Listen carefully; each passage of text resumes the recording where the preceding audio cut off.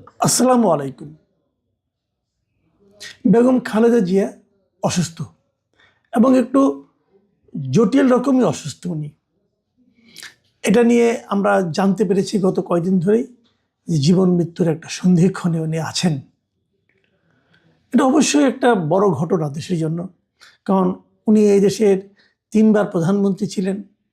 কেবল তাই না, রাজনৈতিক নেত্রী হিসেবে ওনার একটা আপোষহীন চরিত্র দেশের জনগণের কাছে প্রতিষ্ঠিত ছিল।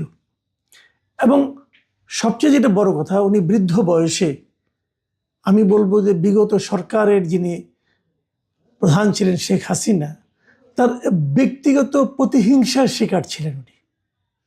সম্পূর্ণভাবে একটা প্রতিহিংসা চরিতার্থ করার জন্য বেগম খালেদা জিয়াকে এই বৃদ্ধ বয়সে দীর্ঘদিন কারাভোগ করতে হয়েছিল। এবং সেই কারাভোগের কারণে উনি এমনি আগে থেকে অসুস্থ ছিলেন এবং সেই অসুস্থতার মাত্রা কিন্তু বেড়ে গিয়েছিল। নানাবিধ জটিল রোগ ওনার শরীরে বাসা বেঁধেছিল। সেগুলির কারণেই উনি আজকে এই অসুস্থতা ওনার চরম আকার ধারণ করেছে। ওনার চিকিৎসা হয়েছে, সুচিকিৎসাই হয়েছে, দেশে হয়েছে, বিদেশে হয়েছে। কিন্তু তারপরও তো সমস্ত রোগ, সমস্ত কিছু, মানুষের বয়স, এগুলো তো জয় করা যায় না।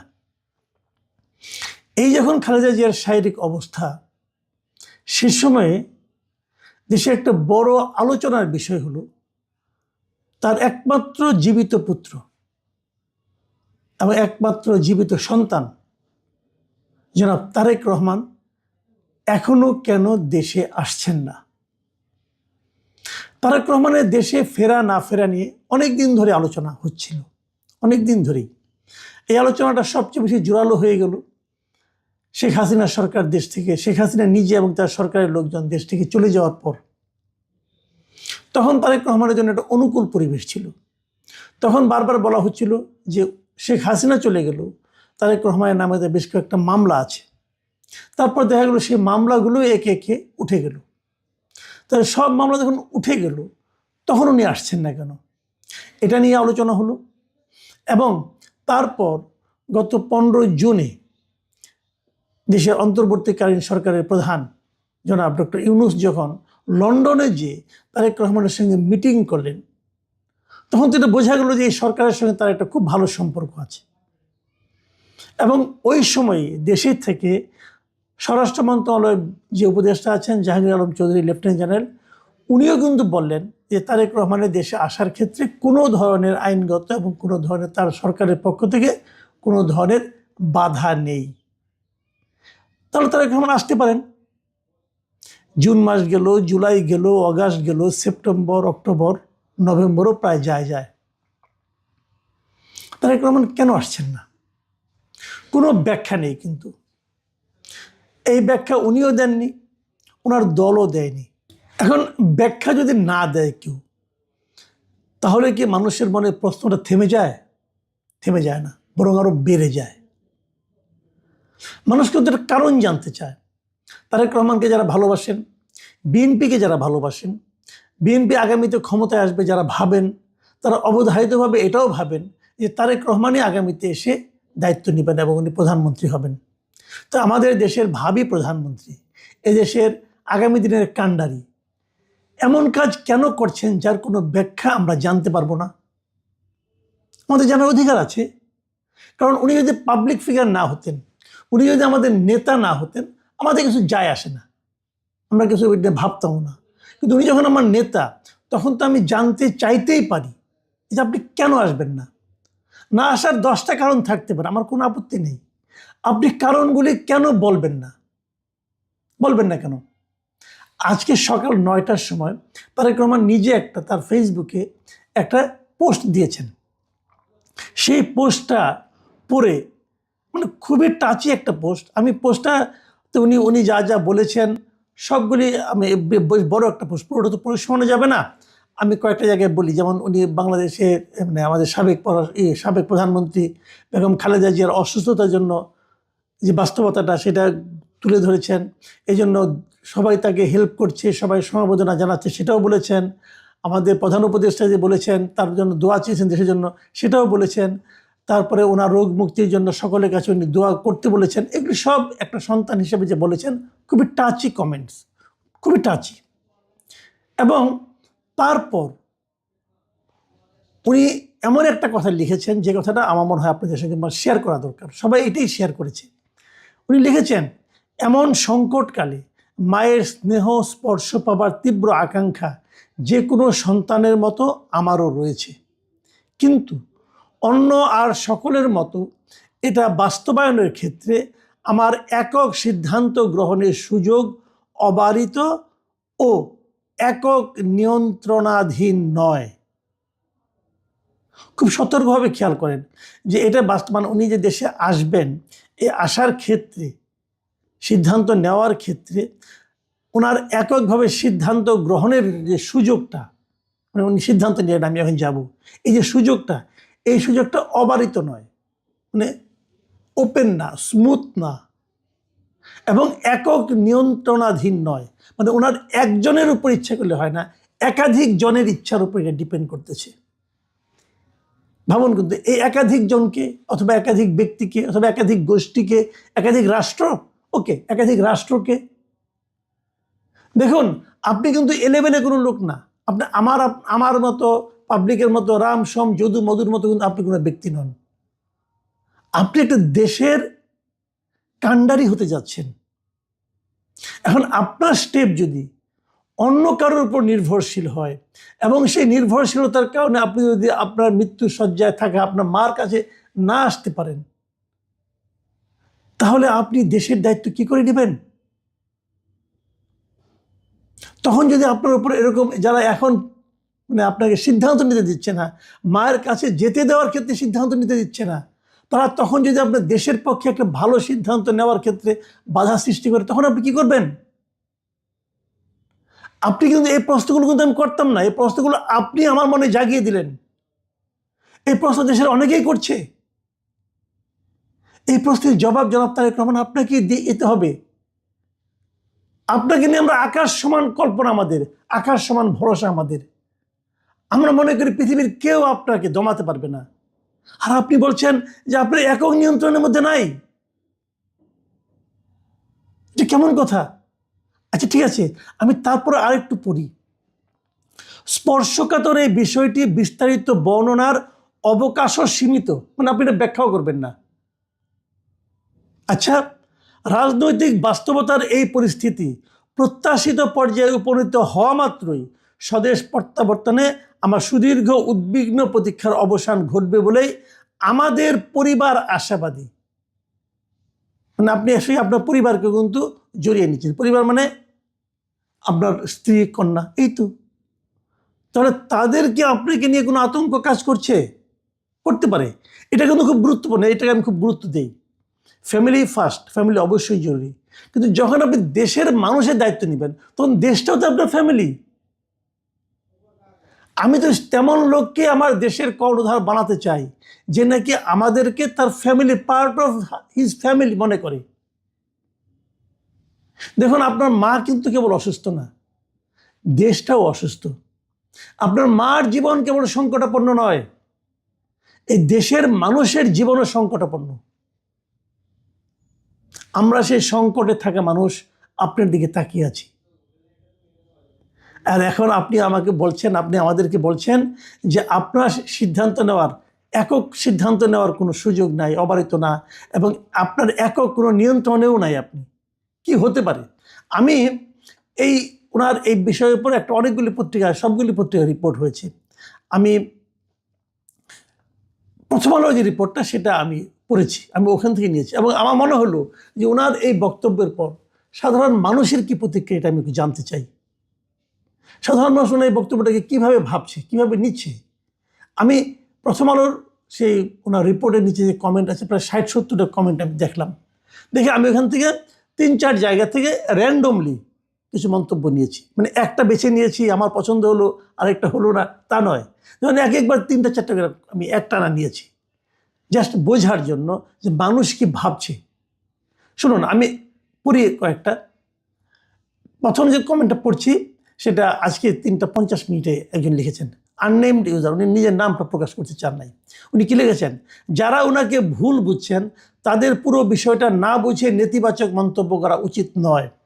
এখানে দেশি বিদেশি অনেকগুলো পক্ষ জড়িত, যার সবগুলো ওনার নিয়ন্ত্রণে নয়, এমনকি ইউনূস সরকারেরও নিয়ন্ত্রণে নয়। বিষয়টা এমন নয় যে তিনি টিকিট কাটলেন, বিমানে উঠে পড়লেন আর ঢাকায় এসে নামলেন। তাকে বহনকারী বিমান যে যে দেশের উপর দিয়ে আসবে তারাও এখানে ফ্যাক্টর। বিদেশি ফ্যাক্টর সম্ভবত আরও আছে। যার মা মৃত্যুসজ্জায়, তিনি সুযোগ থাকা সত্ত্বেও আসছেন না, এমন ভাবা নির্বুদ্ধিতার পরিচয়।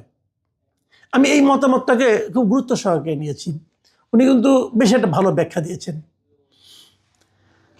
আমি এরপর পড়ছি মিস্টার জুনায়েদের একটা মন্তব্য। তিনি লিখেছেন, ভাই আপনি একেবারে নির্বাচনের আগের দিনই আইসেন।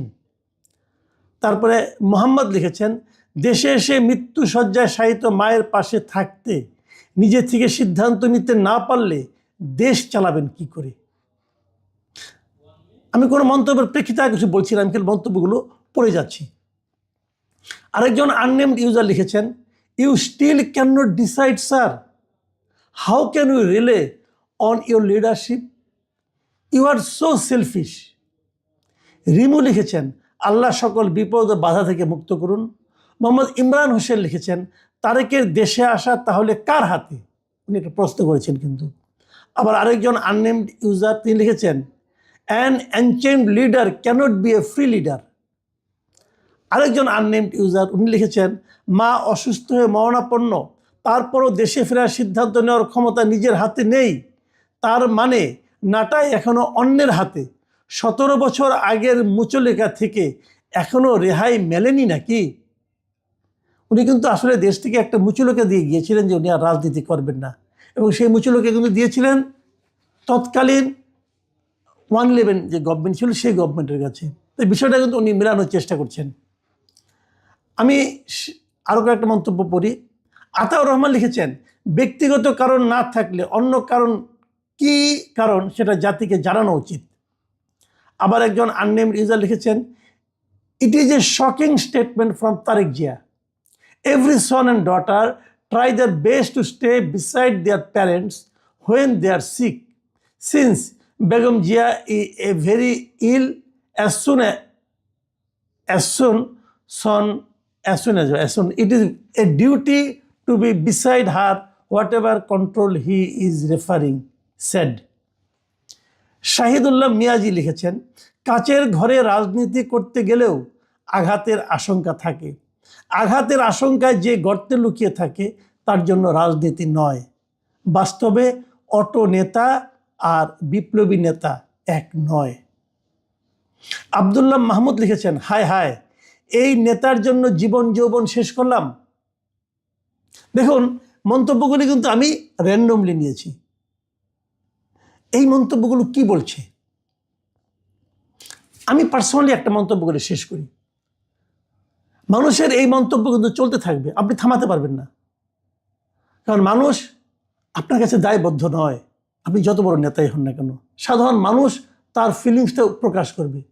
আপনি যখন নেতা, আপনার উচিত হবে সাধারণ মানুষের এই ফিলিংসকে অনার করা। মানুষ কি ভাবছে আপনি একবার ভাবুন। আমার বক্তব্যটা হলো, আপনার চাপ থাকতে পারে, আপনার সমস্যা থাকতে পারে, আপনি আসতে পারবেন না, ঠিক আছে, সমস্যাও থাকতে, আমি সেটা আলোচনা করছি না। যদি সেরকম কিছু থাকে সেটা প্রকাশ করতে হবে আপনাকে। আপনি মানুষকে যদি অন্ধকারে রাখেন, মানুষ অন্ধকারে থাকবে না। মানুষ অন্ধকারে নানা জিনিস কল্পনা করবে, এবং সেই কল্পনাগুলি একটার চেয়ে একটা ভয়ঙ্কর হবে। মনে রাখবেন, এই মানুষের মতামতই কিন্তু আপনার ভবিষ্যৎ নির্ধারণ করবে। এটাই দুনিয়ার নিয়ম, এটাই রাজনীতির নিয়ম। প্রিয় দর্শক, সমালোচনা অনেক হলো, কথা একটাই, আমরা বেগম জিয়ার সুস্বাস্থ্য কামনা করি। এই ভদ্রমহিলা অনেক কষ্ট করেছেন, দীর্ঘদিন ওনার রাজনৈতিক জীবন, এবং এদেশের মানুষ ওনাকে মানে বিভিন্নভাবেই ভালোবাসে, একভাবে না, বিভিন্নভাবেই ভালোবাসে। কেবল রাজনৈতিক নেত্রী হিসেবে নয়, একজন ব্যক্তি হিসেবেও মানুষের অসীম ভালোবাসা ওনার জন্য আছে। আপনারা সবাই বেগম জিয়ার সুস্বাস্থ্যের জন্য দোয়া করবেন, এবং এটাও দোয়া করবেন যে ওনার পুত্র যেন রাজনীতিতে সিদ্ধান্ত গ্রহণে মাকে আসলে বলতে হবে, শুধু বলে দিলেই হবে না যে এটা হয়েছে, কেননা এটা তো একটা ক্রিমিনাল অফেন্স যদি এটা হয়ে অনেক থাকে। ধন্যবাদ, অনেক এবং ধন্যবাদ তিনি যদি আপনাকে। জেলখানায় থাকা অবস্থায় এরকম হয়ে থাকে, তাহলে তো জেলখানার লোকজন সহ এটার সঙ্গে যুক্ত হইতে হবে, কারণ তাকে এটা কারা করবে জেলের ভিতরে, তাই না? তো এটা একটা বড় অভিযোগ। তো এই জি অভিযোগ যদি আহ, সত্য হয়ে থাকে, তাহলে প্রথমে এটার মেডিকেল এভিডেন্স লাগবে, এবং সেই মেডিকেল এভিডেন্স আছে কিনা এটা আসলে তাকেই বলতে হবে। জি, ডক্টর আব্দুল নতুন স্যার, অনেক ধন্যবাদ। এই জন্যই আসলে এই মেডিকেল এভিডেন্স এই কথাটুকু বুঝবার জন্যই প্রশ্নটা করছিলাম যে যেহেতু চিকিৎসাধীন আছেন, এভিডেন্স তো কিছুটা বের হয়ে আসবার কথা কিনা নাকি না, সেটাই একটু বোঝার চেষ্টা করছিলাম আমি। না না, ডক্টর জিনিসটা এত আব্দুল্লাহ সহজ মামুন। না শারমিন, জি এইভাবে প্রশ্ন করলে আসলে হয় না, এইটা অনেক বিরাট ব্যাপার। যারা টক্সিকোলজি পড়েছেন তারা জানেন যে বিষের প্রকারভেদ আছে, বহু ধরনের বিষ প্রয়োগের ব্যবস্থা আছে। ফলে এটা এত সহজে যারা চিকিৎসা করছেন তারাই বের করে ফেলবেন, ব্যাপারটা এরকম না। এটা যদি আচ্ছা, কেউ অভিযোগ মানে করেন ডিটেক্ট তাহলে করা তার নাও কাছে যেতে পারে, প্রমাণ এটি থাকতে এটি হবে। বিষয়টা এমন যে চিকিৎসা না না, প্রক্রিয়া এটা ডিটেক্ট তাহলে নাও খুঁজতে হতে হবে, পারে। যে নিয়ে এটা অভিযোগ করেছেন তাকে বলতে হবে কার কাছ থেকে শুনেছেন, কি ধরনের প্রয়োগ করা হয়েছে বলে তিনি জানেন, এবং কারা করেছে বলে তিনি জানেন, কখন করা হয়েছে বলে তিনি জানেন। না, তাহলে তিনি সেটা তো পরীক্ষা বলছেন করলে না, পাওয়া যাবে। তিনি তো বলছেন না, কিন্তু তিনি তো বলছেন না, কিন্তু তিনি যেহেতু একটা অভিযোগ করে তুলেছেন, মানে রেখেছেন, এবং অভিযোগটা অভিযোগ খুবই কি তিনি সিরিয়াস অভিযোগ। বলছেন না? এই জন্যই অভিযোগটাকে আমি, একটা বলে না। হ্যাঁ হ্যাঁ বলছেন, কিন্তু তিনি তো এটি বলছেন না যে আসলেই করা হয়েছে কিনা, কিভাবে করা হয়েছে, কারা করেছেন। এই জন্যই আসলে মানে মেডিকেল এভিডেন্স যে শব্দটা ব্যবহার, সেটিতে বের হয়ে আসার কথা কিনা, নাকি আসলে এমনও হয় যে আসলে বের হওয়া সম্ভব না। এই প্রশ্নটা আসলে এরকমই যে আমি খুব আপনাকে স্পষ্ট উত্তর আবারও বললাম সম্ভবত যে সম্ভব না, খুব টক্সিকোলজিতে স্পষ্ট বিভিন্ন উত্তর ধরনের সম্ভব বিষ না। আছে। কিছু জি বিষ একভাবে বের হবে, কিছু বিষ আরেক ভাবে বের হবে। কাউকে যদি হুম পয়জনিং করা হয়, তাহলে সব পয়জন তো একই পয়জন না। তাহলে বলতে হবে তো তাকে কি কি ধরনের বিষ প্রয়োগ করা হয়েছে বা কে হুম করেছে। তো হুম খুঁজতে হুম হবে তো, তাই না? আগে তো জি এটা জানতে হবে। সাপ জি কামড় দিলে আপনি তো জানেন নিশ্চয়ই যে সাপটাকে ধরে আনতে হয়। সাপ কি সাপ তাহলে বোঝা যায়, অথবা হুম দাঁতের গঠন দেখে বের করতে হয় যে কোন সাপ কামড় দিয়েছে। জি সাপটাকে জি পাওয়া গেলে সবচেয়ে ভালো। তো সেই ডক্টর রকম, আব্দুল লতিফ স্যার, হ্যাঁ, অনেক সব সাপ ধন্যবাদ। কামড় দিলে তো একই বিষ হুম, না। সাপের বিষ জি নিউরোটক্সিক হয়, হিমোটক্সিক হয়। জি ঠিক আছে। জি জি অনেক ধন্যবাদ। চিকিৎসকদের কাছ থেকে কোনো বক্তব্য এই বিষয়ে আমরা পাচ্ছি না। ডক্টর আব্দুল আল মামুন, আপনার কাছ থেকেও আপনি যদি এই বিষয়ে একটু বলেন, সেটি আমরা শুনতে আগ্রহী হব। এবং আসলে প্রশ্নটা একটু অসুন্দর প্রশ্ন হতে পারে, তারপরেও আসলে এই সময় জিজ্ঞাসা করি যে আমরা কথা বলছিলাম অনুষ্ঠানটা শুরু হওয়ার আগে, একটা ক্লাইম্যাক্স পরিস্থিতি চলছে রাজনীতিতে বা দেশে। এই পরিস্থিতিতে বেগম জিয়া যদিও খুব ফিজিক্যালি সক্রিয় নন রাজনীতিতে, তারপরেও তাকে দেখা যায়, তার ব্যাপারে শোনা যায়, এটিও একটা মানে স্বস্তির ব্যাপার নিশ্চয়ই রাজনীতিতে। কিন্তু তিনি যদি, তার বয়স হয়েছে, নানান বাস্তবতা, ডক্টর আব্দুল তুষারও বলছিলেন যে এই সময় রিকভারি আসলে অত সহজ হয়ে ওঠে না।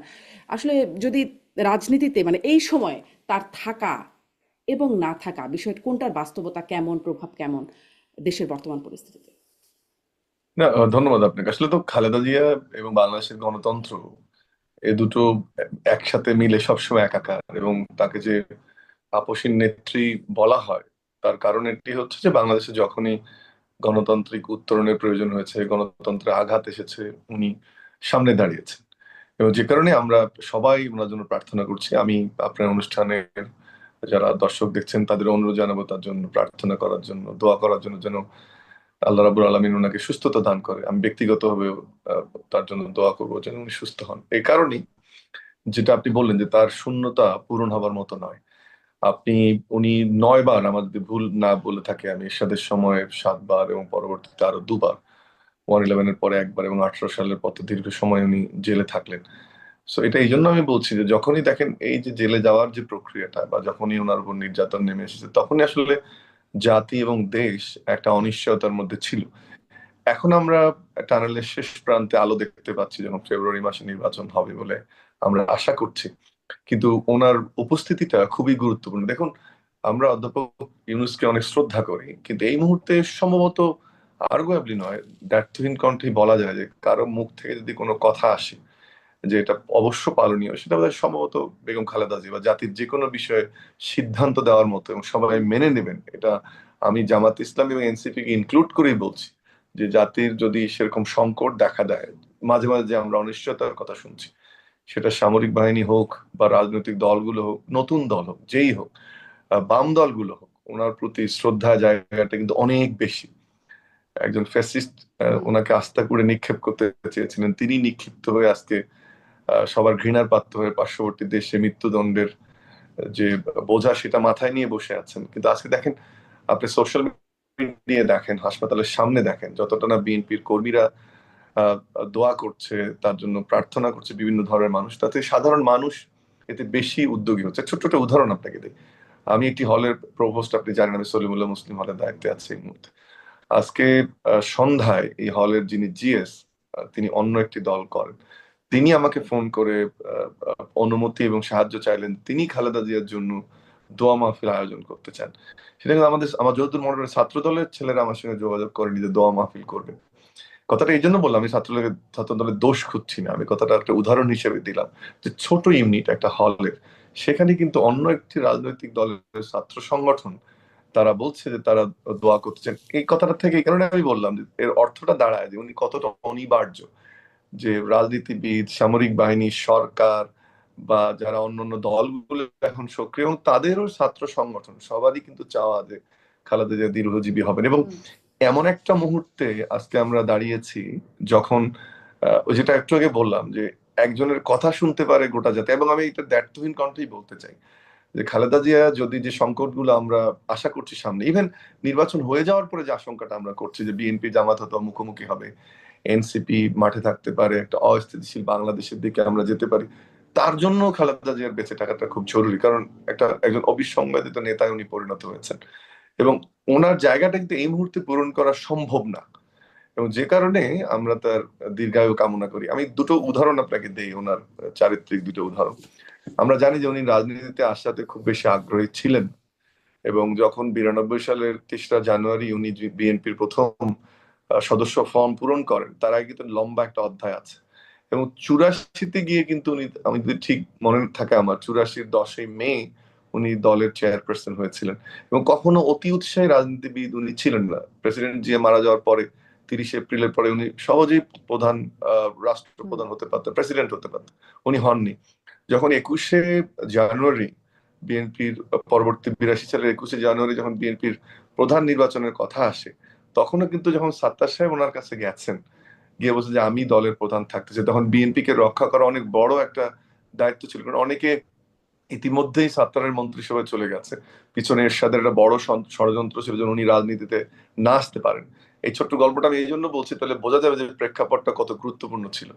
পরে দেখেন 7ই নভেম্বর 1982-তে উনি প্রথম জনসম্মুখে আসেন। তারপরে আর একটা অ্যাপিয়ারেন্স ছিল আমার যদি মনে পড়ে হিস্ট্রি বই থেকে, যে 28শে সেপ্টেম্বর 1982 আমাদের জাতীয় সংসদ ভবনের এই ভবনের উদ্বোধনের বিষয় ছিল। তখন উনি, সাজিদুর রহমান, প্রেসিডেন্ট সাত্তার এবং উনি প্রথম সারিতে আসেন। তখন থেকে কিন্তু উনি আমাদের রাজনীতির পোস্টার উম্যান। এই ইনফরমেশনটা আমি এই জন্য দিলাম। এবং উনি যে প্রক্রিয়ায় বিএনপিতে এসছেন, কোনো জোর জবরদস্তি করেনি। প্রথমে উনি সাত্তার সাহেব প্রেসিডেন্ট ছেড়ে দিয়েছেন, দলের প্রধানের পদ ছেড়ে দিয়েছেন, উনি সিনিয়র ভাইস প্রেসিডেন্ট হয়েছেন, পরে 84-তে এসে উনি দলের প্রধান হয়েছেন। উনি কখনো কোনো পদের জন্য লালায়িত ছিলেন না। ওই যে বললাম যে ছবিটার কথা বললাম, আপনি এই ছবিটা দেখবেন, বিভিন্ন জায়গায় প্রকাশ এটা আগে হয়েছে। 2 নাম্বার, আপনি এরশাদ বিরোধী আন্দোলনের সময়, পার্টিকুলার 83 ইলেকশনের সময় সব দলকে ইলেকশনে চলে গেল আওয়ামী লীগের সঙ্গে। ওনার হিসাব কিতাব অনেকে ভুল মনে করতো, কিন্তু উনি সব ভুল প্রমাণ করে, এবং 90-এর ইলেকশনকে সবাইকে ভুল প্রমাণ করে উনি ক্ষমতায় এসেছিলেন। এটা গেল 1 নাম্বার স্টোরি। 2 নাম্বারটা হচ্ছে দেখেন 14 সালের নির্বাচনে যখন শেখ হাসিনা ওনাকে বললেন যে আপনি, তার আগে আরেকটা অধ্যায় বলতে হবে আসলে খালেদা জিয়া সম্পর্কে, সেটা হচ্ছে 111-এর পরে। হ্যাঁ, 30 সেকেন্ড। 111-এর পরে উনি একজন চলে গেলেন দেশের বাইরে, হুমকি ধামকি দিতে থাকলেন। উনি কিন্তু বলেছিলেন যে আমি দেশ ছেড়ে কোথাও যাব না, কারণ এই দেশে এই জনগণের উপকার, এই দেশ, এই গণতন্ত্র রক্ষা করতে হলে আমাকে দেশে থাকতে হবে। উনি যান নাই। 14 নির্বাচনে দেখেন যে সবাই আমরা, এবং আমারও মনে হয়েছিল তখন আমি তরুণ শিক্ষক, যে উনি বোধহয় ভুল করলেন। স্বরাষ্ট্র মন্ত্রীর স্বরাষ্ট্র উপদেষ্টার পদ দেওয়া হবে, শেখ হাসিনা থাকবেন, ভাগযোগ হবে এবং একটা নির্বাচন হবে, এবং সবাই কিন্তু আমরা ভুল প্রমাণিত হয়েছে, উনি ঠিক প্রমাণিত হয়েছে। এই যে সিদ্ধান্ত গ্রহণের ক্ষমতা, যেটা যে কারণে তাকে আপসী নেত্রী বলা হয়, সেই আপসীনতার জায়গা এবং রাজনীতিকে বোঝা, জাতির জন্য সঠিক সিদ্ধান্ত দেওয়া, এটি ওনার রাজনীতির যে কেরিয়ার, যুগে যুগে উনি এটা প্রমাণ করেছেন।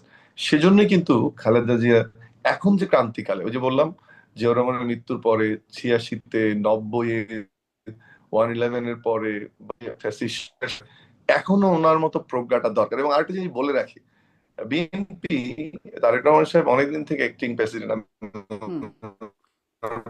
রেসপেক্ট রেখেই বলছি, 3টি আসনে ওনাকে কিন্তু এমপি ক্যান্ডিডেট করে বিএনপি বা নির্বাচনে নেমেছে। এটার অর্থ হচ্ছে যে বিএনপি হুম, খালেদা জিয়ার ইমেজ এবং তার যে ব্যক্তিত্ব এবং জাতির কাছে গ্রহণযোগ্যতা সেটা বোঝার জন্য ওই যে 1982 সালের 28শে জানুয়ারি উনি গিয়েছিলেন সংসদ ভবন উদ্বোধন করতে, জাতির সামনে হুম, হুম। প্রথম প্রকাশ হয়েছিলেন not as a first lady, as a leader. সেই জায়গাটাতে কিন্তু আমরা সবাই ওনাকে এখনো রাখি এবং বিএনপি এখন অ্যাজ এ দল নিশ্চয়ই, রাখছে এবং নিশ্চয়ই সেজন্য ডক্টর এত আব্দুল্লাহ মানুষের মামুন। ভিড়, এত মানুষের আকুতি। তা তো বটেই, তা তো বটেই, কিন্তু আপনি যে বলছিলেন যে তিনি আসলে সেই একাগ্র সময়ও তার বিদেশে যাওয়া, তিনি দেশ ছেড়ে যাবেন না, আওয়ামী লীগের আমলে যখন তিনি জেলখানায় গেলেন তখনও নাকি তার কাছে প্রস্তাব ছিল যে তাকে দেশ প্রস্তাব ছিল, বিদেশে প্রস্তাব ছিল। চলে যাওয়ার প্রস্তাব ছিল, কিন্তু তিনি সেটাতেও যান নাই। অন্যদিকে আমি ডক্টর আব্দুল নূর তুষার আপনার কাছ থেকে শুরু করি, এই প্রসঙ্গে নিশ্চয়ই আমি আসবো ডক্টর আব্দুল্লাহ মামুন আপনার কাছেও, যে বিএনপির ভারপ্রাপ্ত চেয়ারপারসন তিনি বিদেশে আছেন এবং তার একটি স্ট্যাটাস এখন খুব আলোচনায় আসছে, কারণ বেশ কদিন যাবৎ শুনছিলাম তিনি কয়েক সপ্তাহের মধ্যে আসবেন, সামনের মাসে আসবেন, শিগগিরই আসবেন, এই কথাটা তার মুখ থেকে শুনেছিলাম আমরা। কিন্তু এখন যখন বেগম জিয়ার অবস্থা এতটা সংকটাপন্ন, তখন তিনি লিখছেন ফেসবুক পোস্টে যে আমি একটু কোটি করি, এমন সংকটকালে মায়ের স্নেহ স্পর্শ পাবার তীব্র আকাঙ্ক্ষা যে কোনো সন্তানের মতো আমারও রয়েছে, কিন্তু অন্য আর সকলের মতো এটা বাস্তবায়নের ক্ষেত্রে আমার একক সিদ্ধান্ত গ্রহণের সুযোগ অবারিত ও একক নিয়ন্ত্রণাধীন নয়। স্পর্শকাতর এই বিষয়টি বিস্তারিত বর্ণনার অবকাশও সীমিত। রাজনৈতিক বাস্তবতার এই পরিস্থিতি প্রত্যাশিত পর্যায়ে উপনীত হওয়া মাত্রই স্বদেশ প্রত্যাবর্তনে আমার সুদীর্ঘ উদ্বিগ্ন প্রতীক্ষার অবসান ঘটবে বলে আশাবাদী। আমি ডাক্তার আব্দুল নূর তুষার আপনার কাছে জানতে চাই, আসলে কি বাধা, কি শঙ্কা, কার নিয়ন্ত্রণাধীন, মানে তার একক নিয়ন্ত্রণাধীন না, এবং কেন স্পর্শকাতর? আপনার কাছে কি বিশ্লেষণ, আপনার বিশ্লেষণ জানি। ব্যক্তির বক্তব্যকে বিশ্লেষণ করতে বললে একজন ব্যক্তিকে এটা হয় না। আপনি যদি কোনো একটা দলের কথা বলেন, কোনো একটা সিদ্ধান্তকে আপনি যদি বলেন যে এই সিদ্ধান্তটা নেওয়া হয়েছে, এটার ভালো মন্দ কি হতে পারে সেটা নিয়ে কথা বলা যেতে পারে। কেন উনি এটা নিচ্ছেন এটা তো উনিই জানবেন। নিশ্চয়ই উনি এই সিদ্ধান্তটা নিচ্ছেন, তার পেছনে কারণ আছে।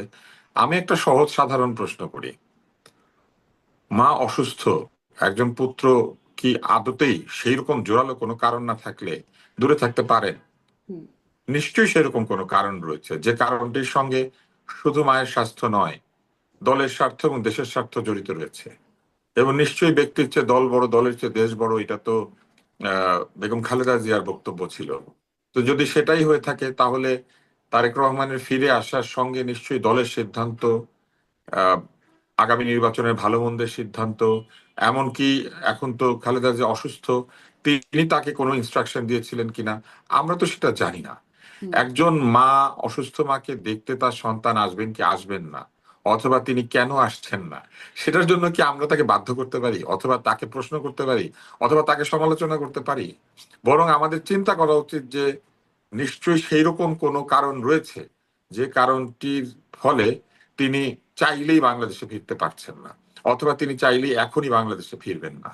এখানে সাধারণত কি কারণ থাকতে পারে? হুম, রাজনৈতিক কারণ থাকতে পারে, নিরাপত্তাজনিত ঝুঁকি থাকতে পারে, নির্বাচনের তফসিল ঘোষণার সঙ্গে তার আসা এবং যাওয়ার একটা সম্পর্ক থাকতে পারে, আহ এর বাইরেও অনেক কিছু থাকতে পারে যে বিষয়গুলো আমরা আসলে জানি না। আমরা আহ, তাকে যেভাবে আমি দেখতে পাচ্ছি যে সমালোচনা করা হচ্ছে ফেসবুকে বা অন্যান্য জায়গাতে, আমি মনে করি এটি অনধিকার চর্চা। এক একটি পরিবারের মধ্যে কেউ অসুস্থ হলে পরিবারের সদস্যরা কখন তাকে দেখতে আসবেন, পাশে থাকবেন নাকি থাকবেন না, কোথায় থাকবেন, এই বিষয়গুলিতে আমরা ডিকটেট করতে পারি না। হুম। এমনও তো হতে পারে যে বিদেশে উন্নত চিকিৎসার জন্য তিনি চেষ্টা করছেন এবং সেখানে তার থাকা দরকার, মানে অনেক কারণ থাকতে পারে। মানে এই কারণটা হলে তো তিনি বলতেনই, তিনি বলছেন না, উনি স্পর্শকাতর, বলবেন কি বলবেন না এটা স্পর্শকাতর তো এবং তার একক বিষয়। শোনেন, নিয়ন্ত্রণাধীন না। মেয়র আনিসুল হক যখন অসুস্থ ছিলেন, মেয়র আনিসুল হকের হুম, পরিবার চায় নাই তার অসুখের ব্যাপারে বিস্তারিত বিবরণ সকলকে বলা হোক। ওই পরিবারের সিদ্ধান্তকে অনার করতে হয়েছে। পত্র পত্রিকা, অনেক লোকজন তখন প্রশ্ন করেছে এবং এইসব কথাই বলেছে, এটা হলে তো বলতেন, ওইটা হলে তো বলতেন। কি বলবেন এবং বলবেন না এটা তো পারিবারিক সিদ্ধান্ত এবং তার ব্যক্তিগত সিদ্ধান্ত।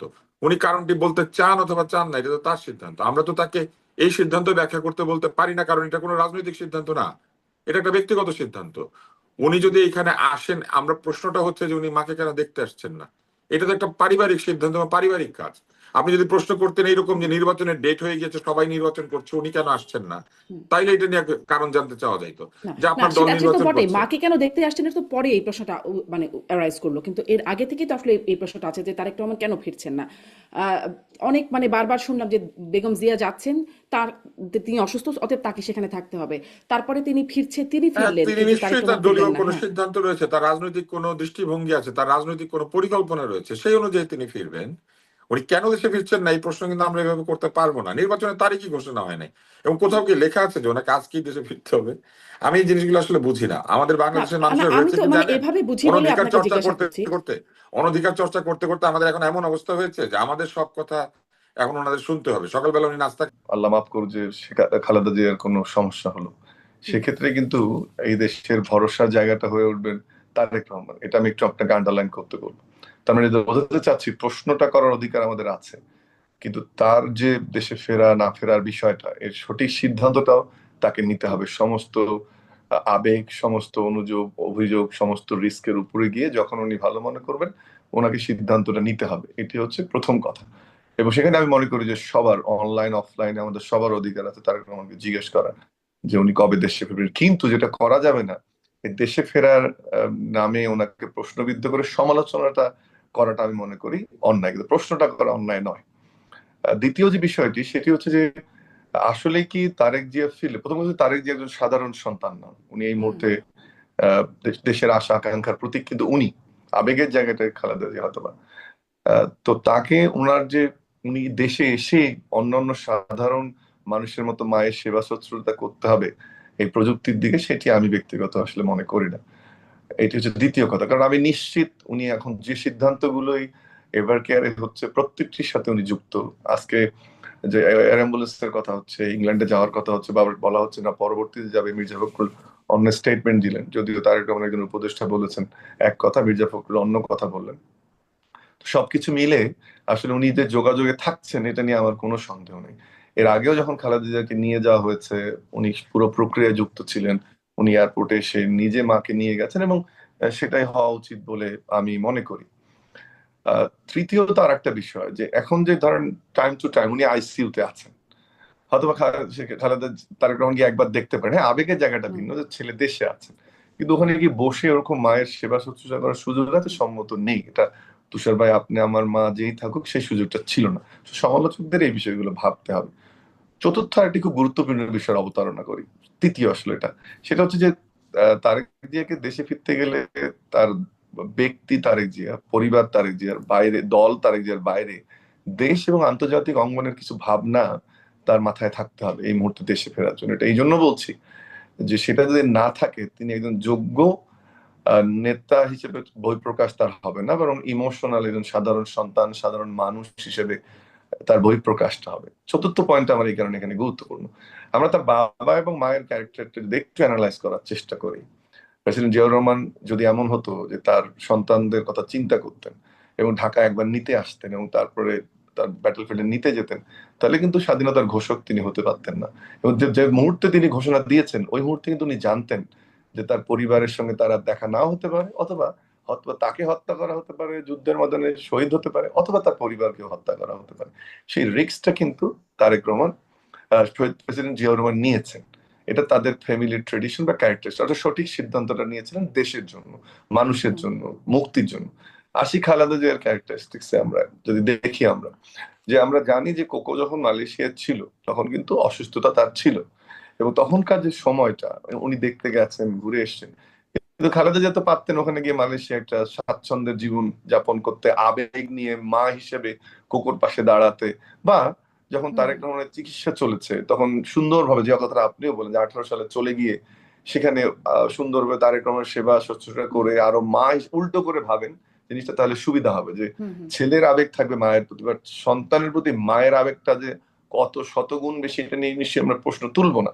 তাহলে উনিও কিন্তু চলে যেতে পারতেন মালয়েশিয়াতে বা ইংল্যান্ডে গিয়ে তারেক রহমান বা আরাফাত রহমানের চিকিৎসা করতে, দেশের গণতন্ত্র, মানুষের জন্য যখন যুদ্ধ চলছিল, ভোটের জন্য, অধিকার আদায়ের জন্য, সেটা উনি নাও করতে পারতেন। সেটি কিন্তু জিয়া পরিবারের দ্বিতীয় প্রমাণ, প্রেসিডেন্ট জিয়া, এরপরে হচ্ছে বেগম খালেদা জিয়া, এবং এবারে একই পরীক্ষার শিকার কিন্তু তারেক রহমান। সো উনি সঠিক সিদ্ধান্ত নিবেন, যেভাবে উনি ওনার ওনার বাবা নিয়েছিল, ওনার মা নিয়েছিল, উনিও একইভাবে সঠিক সিদ্ধান্ত নেবেন বলে কিন্তু আমরা আবার বিশ্বাস মওদুদ করি। আহমেদের বইতে আমরা প্রয়াত নেতা বিএনপি তিনিও এই বিষয়ে তিনি লিখছেন 2008-এ তত্ত্বাবধায়ক সরকারের ওই সময়টাতে তারেক রহমান কোকো রহমানকে দেশের বাইরে পাঠানোর জন্য আমি ওই একটা বইয়ের কম্প্রোমাইজে রেফারেন্সটাকে যেতে আমার হয়েছিল। মতো করে আমি বুঝছি, ওই বই থেকে আপনাকে বলছি আমি। মওদুদ আহমেদের ওই বই থেকে বলছি, মাহফুজুল্লাহর বই আপনি এটা পাবেন, হুম হুম মাহফুজুল্লাহ সাহেবের বই, এই দুটো বই, এরপরে আমাদের আব্দুল লতিফ মাসুমের বই স্টোরি গুলো উঠে এসছে, আমি সেই বইগুলো জিস্ট আপনাকে বলছি। সো এইটা খুব সহজ ভাবে দেখলে একজন সাধারণ সন্তানের এসে মায়ের কাছে দাঁড়ানোর বিষয় না, হুম হুম, বা নিশ্চয়ই। একজন সাধারণ মা হিসেবে সন্তানের কাছে যাওয়ার জন্য না। যদি তখন যেত, হয়তোবা কথা হতে পারে যে তখন তো বিএনপির আন্দোলন সফল হয়নি, কিন্তু ওই যে খালেদা জিয়ার স্যাক্রিফাইস, যদি 111-এর সময় খালেদা জিয়া বাংলাদেশ থেকে চলে যেত, যে -2 কথা আমরা বলি, আমি নিশ্চিত সেই -2 আসলে দেশে ঘটতো। হুম তখন ওই আরেকজন বীর বেশে এসে হুম থ্রেড দিয়ে এয়ারপোর্টে শেখ হাসিনা নামতে পারতো না, এটা নিয়ে আমার কোনো সন্দেহ নেই। হুম হয়তো আমি যেন একাডেমিক হিসেবে কথা বলছি, কেউ কেউ মনে করতে পারে আমার বক্তব্যগুলো পার্টিজান, কিন্তু আপনি এক ধরনের স্বস্তি আমাকে দিলেন কয়েকটা বইয়ের রেফারেন্স দিয়ে, যে হুম আপনি যে বইগুলো পড়েছেন সেই বইয়ের জিস থেকে আমি কথাটা বলছি। তো এটাকে সাধারণভাবে দেখার যুক্তি নেই। আমি মনে করি নিশ্চয়ই। প্রশ্ন তুলতে হবে, প্রশ্ন হুম হুম তুললেই উত্তর আসবে, কিন্তু প্রশ্ন করার অধিকার থাকবে মানুষের। কিন্তু মানুষকে এমন ব্যবহার করা যাবে না, যেটা তুষার ভাই যে অ্যাঙ্গেলটাতে গেলেন, হুম হুম যে একটা সাধারণ মানুষের মতো সমালোচনা করা, কোনো ব্যক্তিকে আক্রমণ করা, এটি মোটেও কাম্য নয়। সেটি না করে বরং একটু, যে কথা আলোচনাটা আমরা করলাম, যদি হুম হুম, আমি জানি না আমরা তুষার ভাই এবং আমি কতটুকু জ্ঞানগর্ভ আলোচনা করতে পারলাম, বাট সমস্ত চিন্তার কিছু খোরাক নিশ্চয়ই আপনারা নিশ্চয়ই। যারা দর্শক দেখছেন নিশ্চয়ই তারা আপনি পাবেন। ওই যে -2 আমি কথা একটু বললেন, আমি -2 একটু কারেক্ট প্রক্রিয়া করে দিই, উনি আইসিইউতে নাই, উনি সিসিইউতে আছেন। সিসিউতে। সিসিইউতে আছেন, সিসিইউ রাইট, ক্লাস সিসিইউ, করছে। জি, সিসিইউ। আমি ওই যে ওই প্রশ্নটা একটু যেতে চাই যে -2 প্রক্রিয়া যেটি সেটিতেও মানে এই সরকার আসার পরে বিএনপির একদম মির্জা ফখরুল ইসলাম আলমগীর থেকে বিভিন্ন পর্যায়ে নেতারা বারবার বলেছেন 1/11 প্রক্রিয়া চলছে, -2 প্রক্রিয়া চলছে, সেটি কি এখনো চলমান? এটিরই একটা অংশ কি কোনোভাবে, মানে এরকম কথা বেশ অনেকবার শুনেছি। ডক্টর আব্দুল লতিফ স্যার, আপনার কাছ থেকে এটা শুনবো, তবে তার আগে আরেকটা প্রশ্ন একটু করি। এটা আমি আসলে দুজনের জন্য এই প্রশ্নটা রাখছি। যে প্রশ্নটা যে আহ, বেগম জিয়া, তারেক রহমান ফিরতে পারছেন না, স্পর্শকাতর বিষয় আছে, তার একক নিয়ন্ত্রণাধীন না। বেগম জিয়া তিনি কিন্তু লন্ডনে গেলেন কিছুদিন আগে চিকিৎসা নিতে, এবং আমরা সবাই জানি, খুব স্বাভাবিক চিন্তা থেকেই বুঝতে পারি যে তার চিকিৎসা আরও বিস্তারিত চিকিৎসা বা আরও ফার্দার চিকিৎসার প্রয়োজন আছে, সেই সময়ও ছিল। কিন্তু তিনি তবুও দেশ বিদেশ মানে লন্ডন থেকে দেশে ফিরলেন। এটির আসলে কেমন মানে বাস্তবতা, যেখানে তিনি খুব সক্রিয় রাজনীতি দেশে করতে পারছেন না, কিন্তু লন্ডন থেকে তিনি দেশে ঠিকই তার সেই শারীরিক অবস্থা নিয়ে ফিরলেন। এটিও কেন, এটিরও কেন পর্যালোচনা করা সম্ভব, ডাক্তার আব্দুল লতিফ স্যার? হ্যাঁ, পর্যালোচনা করা সম্ভব। আপনি যদি পুরনো বক্তব্যগুলি তার দেখেন, সেখানে তিনি কিন্তু অনেকবার বলেছেন যে তিনি দেশের মানুষকে ছেড়ে কোথাও যাবেন না এবং তিনি এইখানেই মৃত্যুবরণ করতে চান। এই কথাটি কিন্তু তিনি বহুবার তার বিভিন্ন হুম বিভিন্ন বক্তৃতায় বক্তব্যে তিনি সেটা বলেছেন। এবং তিনি যে চিকিৎসা করতে গিয়েছিলেন সেই চিকিৎসারও কিন্তু বিস্তারিত বিবরণ আমাদের কাছে ডাক্তাররা জানান নাই। এই জিনিসটাকে বলে পেশেন্টের কনফিডেন্সিয়ালিটি। পেশেন্ট এবং ডক্টরের মধ্যে একটা কনফিডেন্সিয়ালিটি এগ্রিমেন্ট থাকে। পেশেন্ট যদি অ্যালাউ না করে, তাহলে ডাক্তার তার চিকিৎসা তথ্য তার পরিবারের বাইরে বা তার অনুমোদিত ব্যক্তিবর্গের বাইরে অন্য কাউকে দিতে পারে না। ফলে ওইখানে ডাক্তাররা তাকে কি বলেছেন, তার শারীরিক প্রক্রিয়া বা গতি প্রকৃতি, অসুখের গতি প্রকৃতি কোথায় যাবে, আরো উন্নত চিকিৎসা সেইখানেই করা বাধ্যতামূলক কিনা, অথবা ওই চিকিৎসা বাংলাদেশেও করা সম্ভব, এই বিষয়গুলি নিশ্চয়ই তার সঙ্গে আলাপ হয়েছে।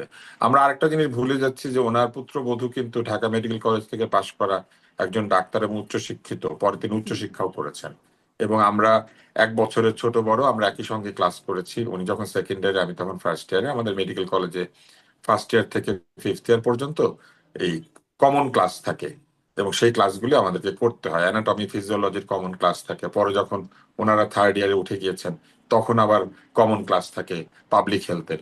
তো এইভাবে আমরা কমন ক্লাসে একসাথে ক্লাসও করেছি। উনি সবসময় মেধাবী একজন ছাত্রী ছিলেন এবং চিকিৎসকও।